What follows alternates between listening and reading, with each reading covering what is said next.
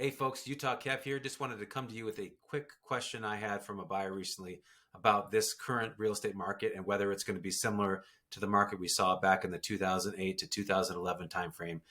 There was a lot of factors that led to that market, and people were losing their houses. A lot of prices were coming down dramatically, and it was really just a mess all around. So the question is, are we going to see the same thing? Well, the bad news is my crystal ball broke last week, but for this joke, I do keep a magic 8 ball on my desk, and every time I ask it, it seems to say, ask again later. Okay, so that's no help.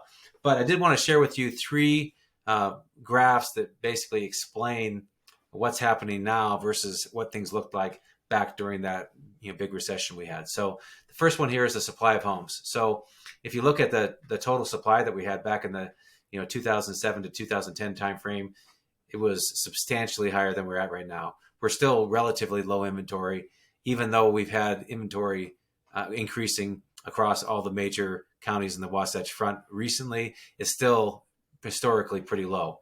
So the second thing was credit standards. So back then, if you've ever seen a movie like The Big Short or some of those other movies that talked about the credit crisis, they were giving loans to, in one case, even a dog got a loan apparently.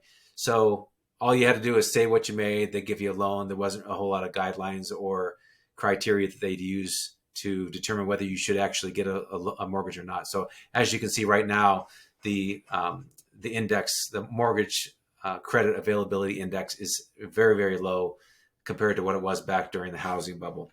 The last thing is foreclosure starts. Look at the number of foreclosure starts that we see there. I mean, we were well above 500,000 for several quarters, and currently we're down around 67,000 foreclosure starts for this quarter. Now these are all national numbers. Obviously the local picture is different than the national numbers. So if you want to know what's happening in your county, in your area, then definitely give me a call. I can help you with that. But the good news is that here in Utah, we actually have a better picture than a lot of areas around the country. So what's actually going to happen over the next few years? Well, again, I can ask this. We don't know for sure. But as far as the numbers here, we're not looking for a repeat of what we had last time. If you got any questions, please feel free to reach out to me, 801-475-5000. See you guys.